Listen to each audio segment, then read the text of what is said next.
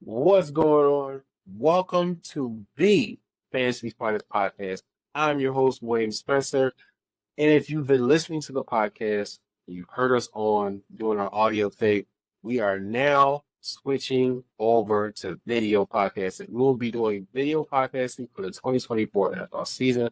So we will be giving you the best in fantasy football content to your devices on YouTube, TikTok. We already got TikTok accounts are going on over there.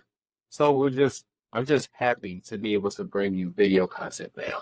And it's going to be an interesting season this year. So make sure that you hit the follow button and make sure that you're staying locked in with the Fantasy Finest this season as we get to go into this new journey. But let's get to the episode because we got a lot to talk about. The offseason has already begun. OTAs has started. So we got to go and talk about what's been going on this offseason. So we're going to be talking about in this episode the winners and losers of the offseason for the rookies. Now, we know that the 2024 NFL draft has come and gone, and the rookies have their landing spot.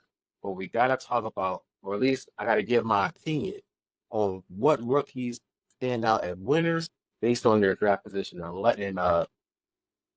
based on their draft position and their landing spot, and which ones that spots kind of stay it upright for one reason or another. So we'll be getting into it. And like I said, OTAs have already started, so we gotta talk about some stuff that's been going on there too, with all the players getting started. You got Derrick Henry in a new spot with the Baltimore Ravens. Caleb Williams is showing off. Just for example, there's other stuff going on that we should have getting into this. So let's get into the episode. So before we do that, we gotta talk about the news. We have a segment that we talk about the news and everything that's going on coming out of the NFL and our news. Matter of fact, what I call it, news and notes from around the NFL. But let's get it. All right. First up on the agenda, Michael Pittman left OTAs with a knee injury. He according to Shane Spagnuolo, he bumped knees during practice and left practice with trainers, but he's expected to be fine. I like the fact that, and this may sound a bit weird, but I like the fact that these kind of injuries happen during the early part of camp. I always start to get a little nervous when injuries start to pop up with the closer you get to the start of the regular season and when you start to go into draft season. So it sounds like it's not a big deal. You're probably just going to take it easy on Michael Pittman, allow him to be able to recover, and then he'll be back good too. Next on the list, DK Metcalf was not seen at Seahawks practice on Wednesday. Now, we have to keep in mind that this part of OTAs is voluntary. So players not showing up to go over the beginning of OTAs is not really a red flag just yet. We have to wait and see what else transpires, why DK Metcalf didn't show up for Monday's OTAs. Maybe there's something going on personally. Maybe it's not a big deal. But if this extends into June, I want to preface this by saying that there's a few more players that didn't show up for OTAs or the beginning of OTAs just yet.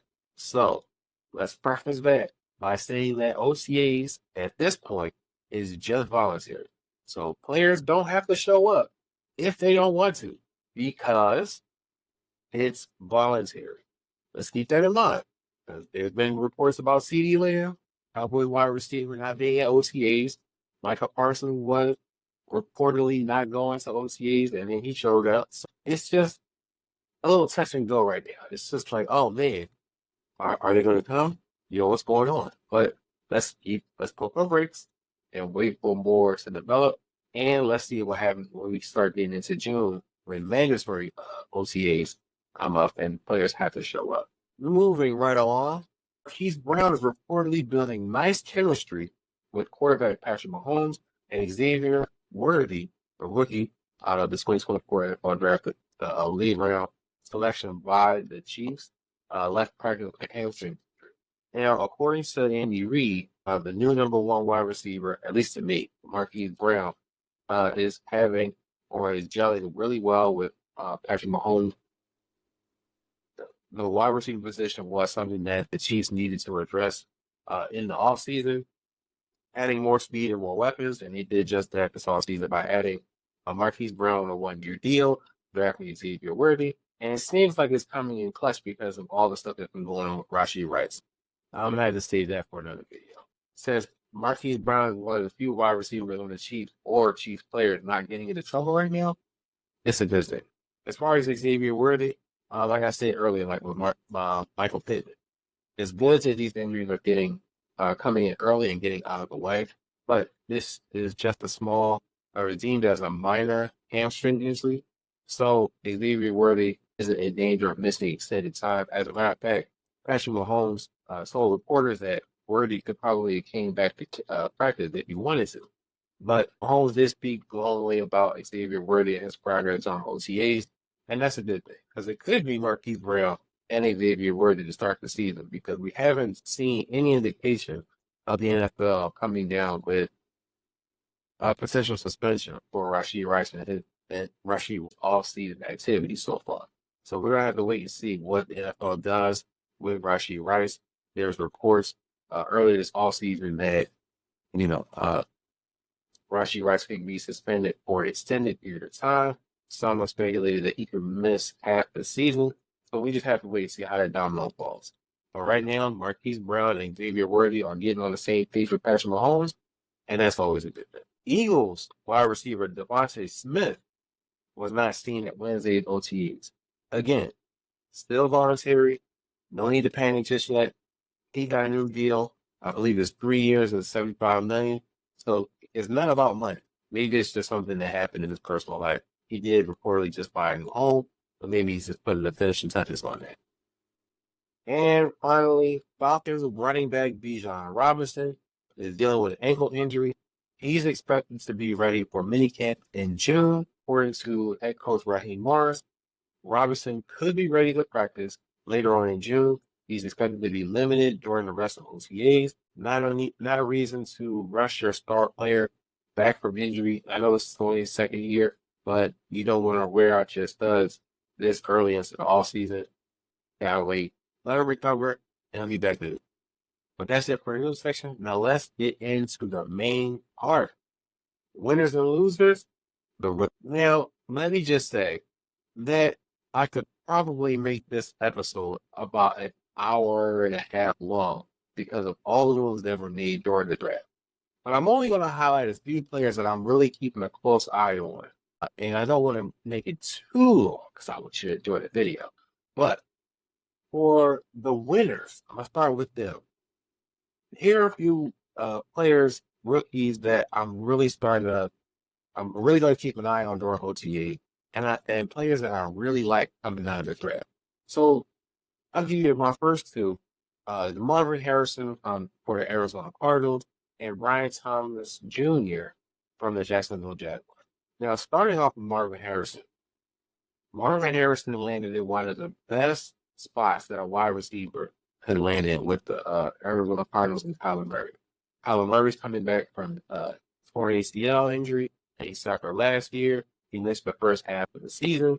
Came back in the latter part of the 2023 season, and he was throwing the ball a ton. That's what Marvin Harrison comes to, because he's going to be the wide receiver one for Kyler Murray this season.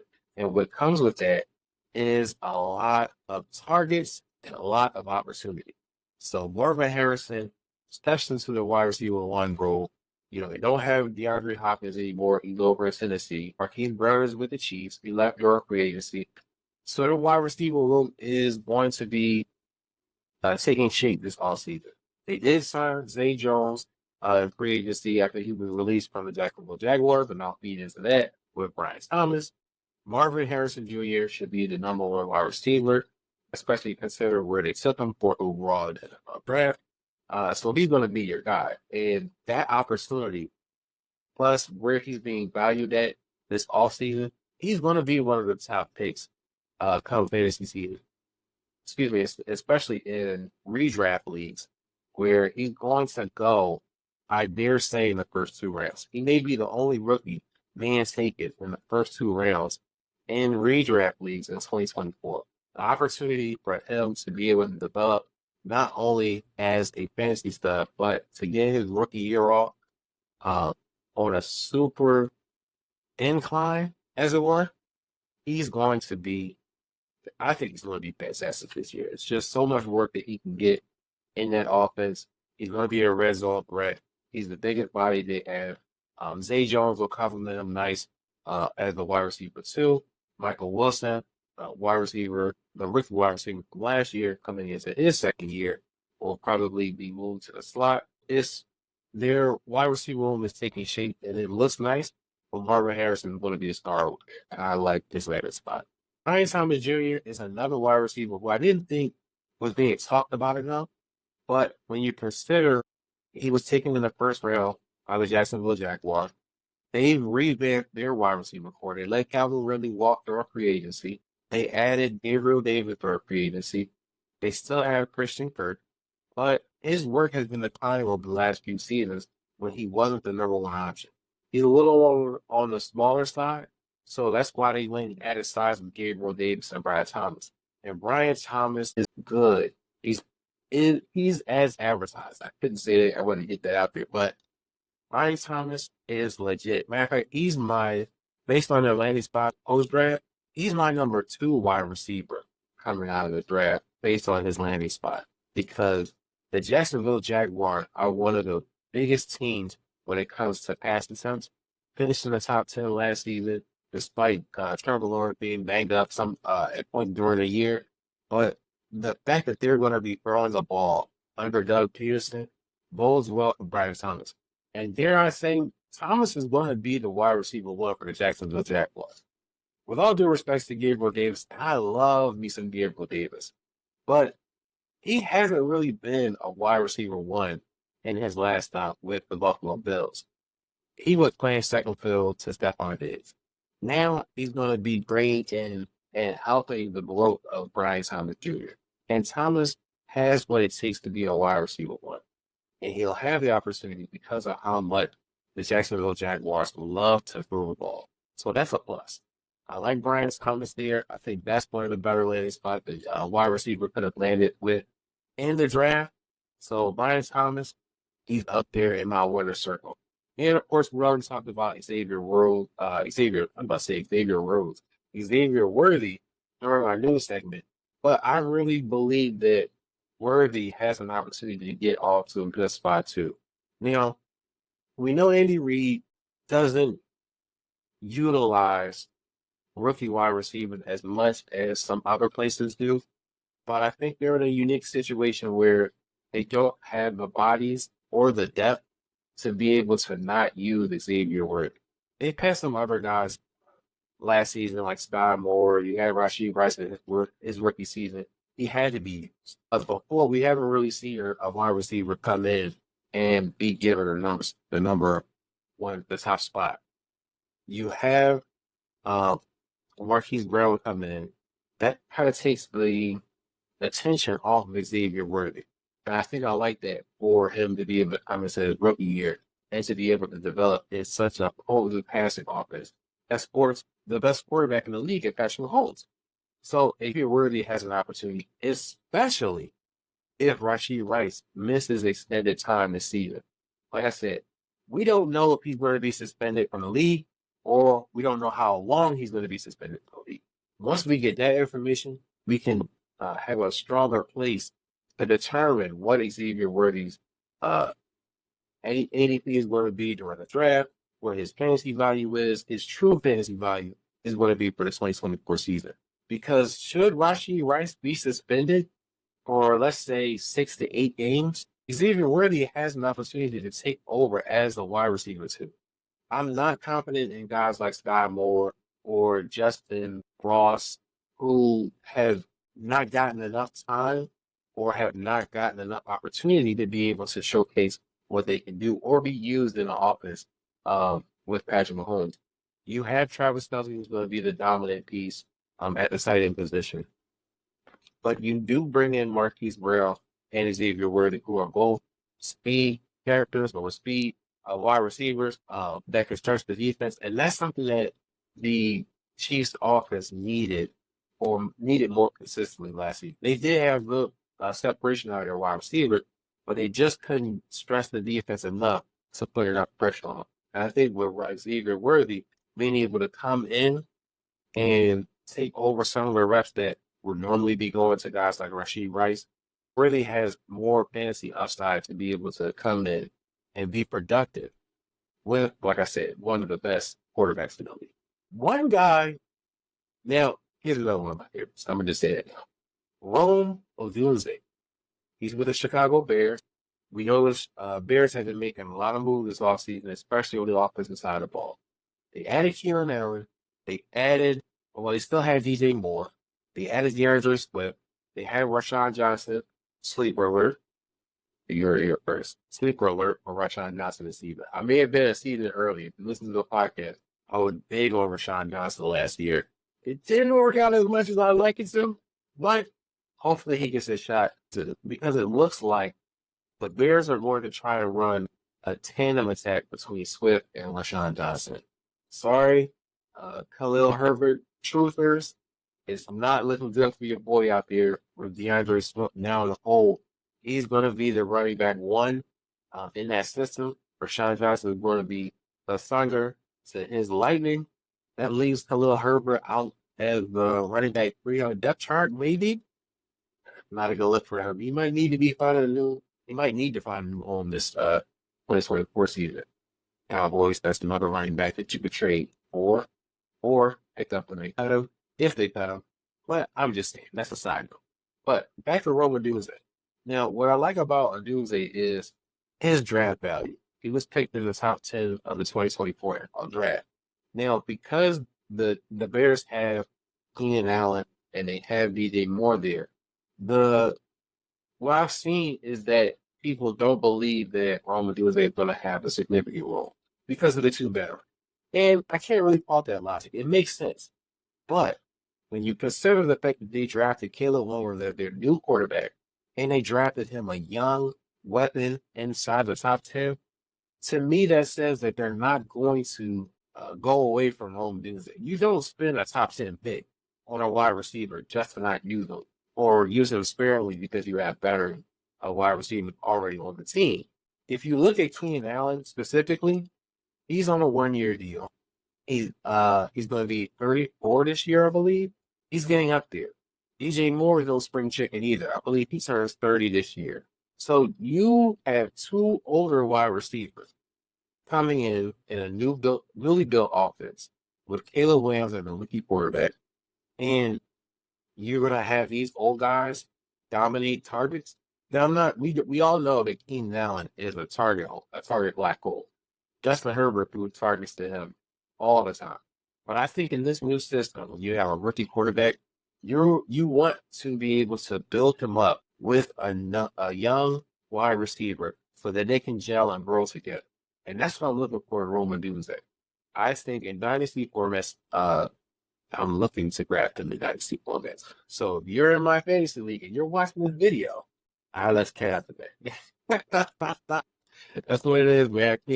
I can't keep this to myself, man. I let y'all know how I feel about these players. I can't talk about players that I don't want them. You know what I'm saying? It just doesn't sit right. But Rome Odunze is on my list. And I firmly believe that he's going to be an integral part in this new look Bears offense. With Caleb Williams at the helm and all these good wide receivers, granted if Keenan Allen can stay healthy, he will be able to have a good season.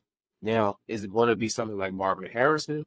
I'm not too sure. The target disparity is still something to be considered because you're going to have to get Keenan Allen and DJ Moore involved. Plus, you have a split out the back. So maybe not to the extent of what Marvin Harrison could be on Brian Thomas for that matter, because these guys look like unequivocally wide receiver ones. They're the main focus in those offenses. Whereas Caleb Williams, or what the Bears may want to do initially, is get Keenan Allen and DJ Moore involved, let Caleb Williams get comfortable, and let Rome Odunze not have to be rushed in that part of the offense. And then as the season gets bigger, or the season continues to go on, Rome Odunze's involvement continues to go up, and then he gets more added on to the play. So I like him in the long term, even in redraft leagues, and I like him long term in dynasty because he's going to be the wide receiver one. I think with him, it's just a matter of how soon does it happen. I think he's on the same kind of path as Xavier Worthy, except worthy for this season, looking like a wide receiver too, with Marquise Brown there. Another wide receiver I like is Jalen Polk. Now, the New England Patriots, their offense was dog water last year. Let's just be honest. But they've revamped the entire offense. I mean, from quarterback to wide receiver, they added Antonio Gibson to the running back room behind Ramondre Stevenson. So they have a lot of moving pieces. They got Jacoby Brissett as possibly the bridge quarterback, which I like, by the way. Jacoby Brissett is not the sexy quarterback that everybody wants. If they don't, if they decide, to ease Drake May into the Patriots offense, you still have Jacoby Brissett, who is able to get targets to the wide receiver. Now, the only other question is Jalen Polk going to be ready and be the week one, about to say running back, the week one wide receiver for the New England Patriots? That's what we have to see during OTAs and training camp. I believe it's going to tend to that way because when you look at the wide receiver core for the New England Patriots last season, there wasn't much to rattle about. So you're bringing in these young guys to eventually take over and be your top targets, and you're going to have them build with Drake May as he starts his NFL career. Granted, like I said, if they opt to let Jacoby Brissett be that bridge quarterback for Drake May, that's a plus. I think that's how it should be looked, and that's how it should look. But if they do it that way, that's all good for Jalen Polk. Jalen Polk is a big wide receiver. He can stretch the defense with his speed. He has solid speed in hands. I really like that. He's going to be your lower end wide receiver one, just based off the fact that there's going to be a lot of players going ahead of him, and nobody's really going to be trusting the New England Patriots offense heading into this 2024 season. So I feel like you can get Jalen Polk on the cheap. You don't have to reach to get him on your fantasy teams, whether it's redraft or redraft. And I say over. I meant dynasty. Dynasty is this video thing to do. Stay with me though. Stay with me. But I say all that to say that I like Jalen Polk. I think he's the winner. He landed in one of the better spots. New England is going to be looking to pass the ball more, or have the passing game more involved with their younger wide receiver. I have Caleb Williams on my list as a winner. I think that's kind of obvious. I'm buying into his talent level. I don't think that I don't think that he's going to be a bust or he's a wide receiver one who's going to flop out. I'm stuck on wide receivers. Quarterback, I don't think he's going to be a bust quarterback. There's some apprehension about whether Caleb Williams can make it at the NFL level. Is his attitude versus his antics, the whole thing with his fingernails caught a lot of attention. Are those things going to distract from him being a proper quarterback in the league? And I'm not buying any of that noise. I think that Caleb Williams is as advertised. He is the real deal. And he's going to show it this season. And start, like I've already mentioned what I did on Roma doing there. He's got a lot of weapons. They fixed the offensive line this offseason. They added running backs so they can use the run game to help Caleb Williams out. And he won't be pressed to do too much. They'll be able to ease him in and get him right. And he's already been named the quarterback for this 2024 season anyway, so that's another positive. I believe in Caleb Williams, and I think you should too. Who else we have on the list? We only got a couple more names for the winners. Aiden Daniels from Washington. He was my second best quarterback coming into the draft. The dude can throw anywhere on the field. And the best thing about him for fantasy is that he's a mobile quarterback. And we know how fantasy managers love running quarterback. So he fits the bill for the Washington Commanders. They do have Terry McLaurin over there. They had added Luke McCaffrey, Christian McCaffrey, brother, to their wide receiver core. They still have Guys Dotson at wide receiver too. I like their offense, and basically they put every other Cowboys depth piece that they could this offseason. So that's I just wanted to throw that in there. But I like Jaden Daniels. I can't get Caleb Williams in my dynasty leagues. Jaden Daniels is the bona fide number 2 target that I'm trying to get. That's how much I believe in the offense. Are they going to be dangerous in the NFC East? I might have to save that for another video. But let's wrap it up with these two running backs, Jonathan Brooks and Trey Benson. Now, as far as Jonathan Brooks goes, I do like his own spot with the Carolina Panthers. Their running game was not great last year. Miles Sanders was a bust of a pickup during free agency after he left the Philadelphia Eagles. And to be honest, he looks like a product of the system, having one of the best offensive lines to run by. And then when he got to the Carolina Panthers, he was just a sellout. So it is what it is. And that's why they went to address the running back position for Jonathan Brooks. Now, he is recovering from a knee injury. It's expected for him to be ready by training camp. So if you're targeting him in redraft, just make sure that you have the depth at that position when you're picking up running backs this season. Don't go in there with Jonathan Brooks as your top as your top piece to start. Make sure that you have the depth. Don't go skimpy on running backs if you plan on drafting Jonathan Brooks, because we don't know how the knee injury will be. Even if he comes into training camp, they may opt to ease him in to the once the regular season starts. You don't want to be holding the bag with a guy who's not going to get a full set of reps when the season starts. So make sure you take the precaution and make sure that you have the depth on your team to be able to hold Jonathan Brooks once he's ready to go. But I like the spot for Jonathan Brooks. He's going to be the running back one. They're building a brand new offense for Bryce Young, and they're actually trying to get him help. Hopefully the offensive line holds up. He can pass the ball. Because Jonathan Brooks' pass catching is top tier. That's his speed. Now, Trey Benson, on the other hand, he still has to contend with James Conner. I like this move. I like it for both formats in Dynasty and Redraft, but for Redraft, James Conner is still there. Now, we do understand that James Conner has an extensive injury history. He did play well last season. I think he only missed a handful of games last year, so that's a plus. But Trey Benson, I believe, is going to be the future. James Conner is not getting any younger. I believe he turns 30 this year during the season.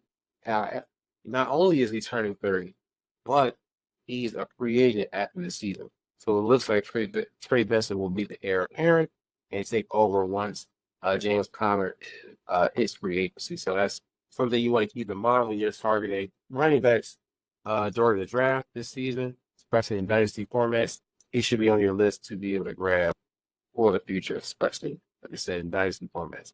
Now, we got some of my winners out of the way. There's probably some other players you wouldn't name. If you feel like I missed anybody, leave a comment. You can leave a comment on the video. But like I said, it'll be posted everywhere. This is our first video podcast. But let's talk about some losers.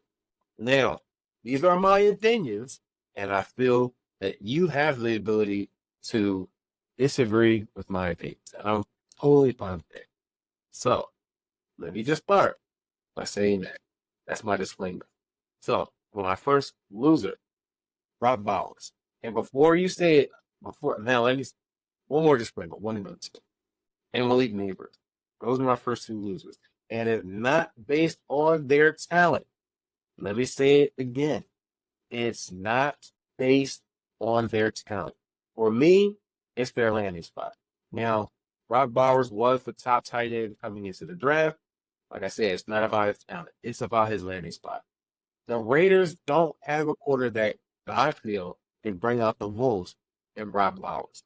Adrian O'Connell and Gardner Minshew, they're not it guys. They're not quarterbacks that you can say, you know what, the passing offense is going to be great this year because we have Adrian O'Connell and we have Gardner Minshew just in case anything happens to Adrian O'Connell. You're not saying that. And you have Devontae Adams there who's going to soak up a lot of targets. He led the Raiders wide receivers in targets last season, the season before that. He's going to continue to do that because he's still got juice. Where does that leave a guy like Brock Bowers? Are they going to use and incorporate Brock Bowers in an offense that doesn't have a lot of pass attempts? That's been considered. Now, next season, the Raiders could go out and get a quarterback. But for this year, 2024, Brock Bowers is going on the list. Just doesn't have the quarterback support He's in an offense that doesn't pass the ball a lot. And he has a wide receiver out there in Devontae Adams who's going to take a lot of targets. Same thing with Malik Neighbors. It's not based on his talent. He was the second best wide receiver coming into the draft. Arguably, you can make the case to whether or not he should have been wide receiver one over Marvin Harrison Jr. But that's another topic for another time. Malik Neighbors lands with the New York Giants. Who's their quarterback? Daniel Jones. He stinks. Sorry, that's what it is. He's not a good quarterback. He has not shown the ability to consistently drive the ball downfield. And you went and got a wide receiver whose playmaking ability and explosiveness takes him downfield. Now, you could be saying, well, Daniel Jones has never had a wide receiver like Malik Neighbors. And I can't really disagree with you on that. The problem is that he's had speedsters or speedy guys that can take the top off the defense and get behind defenses. And he still haven't been consistent. Aaron Slayton, I know he's not a sexy name, but he's a downfield threat. Wasn't very effective during his tenure with Daniel Jones. So to expect Malik Neighbors to be able to do the same thing, I can't really do that. Then you consider the fact that the Giants don't have any weapons around Malik Neighbors. Saquon Barkley is gone. He's a Philadelphia Eagle now. Who's their running back? Devin Singletary? Are you confident in Devin Singletary replicating the effect that Saquon Barkley had with the Giants offense? No, let's not get ahead of ourselves. When you look at the wide receiver pool, who's your next wide receiver who's going to be able to take some attention off of Malik Neighbors and stop other defense from singling Malik Neighbors out and taking him away? Couldn't think of any? Me neither. Tight end position. Darren Waller is debating on retirement after one season with the Giants. They just don't have enough around Malik Neighbors, and they don't have the quarterback to be able to support Malik Neighbors. So for this year, it's 2024. I know a lot of people are going to disagree with this, but it's not a good look for Malik Neighbors. Now, like I said, it's not about his talent. He's a very talented wide receiver. But to be able to turn Daniel Jones from ashy to classy, I don't see it happening. The Giants are going to have to get a new quarterback, hopefully sooner rather than later.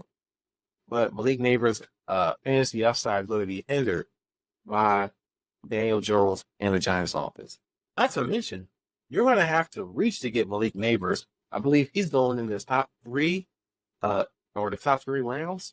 If that's the case and his ADP holds up, that's way too rich for my blood for an offense that's going to be struggling this year. Can't do it. Michael Penix Jr., quarterback for the Atlanta Falcons, or backup quarterback for the Atlanta Falcons. This was the weirdest move by the Atlanta Falcons during this draft. Now, on one hand, I get it, because you're protecting yourself. You're making a future investment into your quarterback position by bringing in Michael Penix. And I like Michael Penix. Did an article for him on Fantasy Football Calculator. I like Michael Penix. I do. The problem is that you signed Kirk Cousins in the offseason, in free agency, and you gave him a lot of money. So he's not going anywhere. He also has a no trade clause. So he's definitely not going anywhere. You signed him on a 4-year deal. If he plays the entirety of that deal, Michael Penix, it makes the pick a little puzzling. Maybe you could have used that on a different position. Don't know. Now, like I said, I don't mind the move long term. For dynasty format, I would target Michael Penix just to have him stashed on the bench. But he offers you no value unless Kirk Cousins goes down during the season. And he's a talented quarterback. I was hoping that he would land with the Las Vegas Raiders, and that would be able to boost some of the skill player over there over a guy like April. But unfortunately, he landed with the Falcons, and if Kirk Cousins doesn't go anywhere in the next couple seasons, it is what it is. Now, I saved my most two frustrating picks for my losers at the end of my selection for losers. Now, I have to do this because it was frustrating when it happened, because these guys I thought could have ended up in different spots and potentially have been starters for this season, adding depth to the running back position. Braylon Allen and Isaiah Davis. both got selected by the Jets, and it made no sense. Why? Because you have Brees Hall on the roster. Now, they could be adding running back depth so that they don't have to overwork Brees Hall, and I get it. But you took two running backs, not one.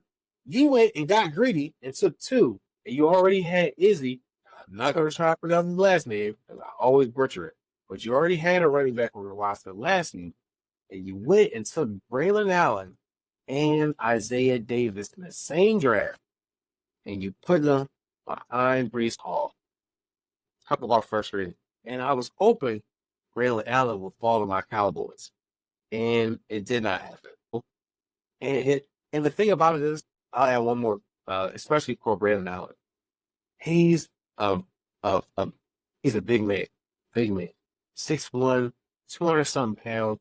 He looks like a goal line monster, and I kind of feel like that's where they're going to use him to give Brees Hall a break. Don't really like that too much because one thing that the Jets had an issue with last year was their run blocking. They went and fixed the offensive line this offseason, which is a plus, but you didn't have to add two running backs. Y'all got greedy. And those are my moves. Braylon Allen could have been somewhere else, and he could have been a starter.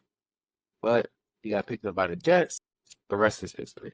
But those are my winners and losers for this episode, for this offseason. And that will wrap up the episode. So let me know what you guys think about the video podcast. Do you like it? Hopefully you do. And you'll get to see it once it goes up. Make sure that you check out the Phinest Finest on our website. You have one of those too, phinestfinest.com. We got articles going up and all of that. So make sure that you check out the articles on the website. We have more content coming. Make sure you check us out on your social media. We're all over the place, like TikTok, YouTube, Twitter, Facebook, etc. If you can type it in on social media, whatever platform you use, whatever your flavor is, hit that follow button so you can stay locked in with the Phinest. That will be it for our very first video podcast. Hopefully you enjoyed it. Hit the subscribe button. Don't miss let me say it right. Don't miss a beat. Hit that bell too on YouTube. Thanks for joining the Fantasy Phinest podcast, and I will check you guys out in our next episode. Take it easy.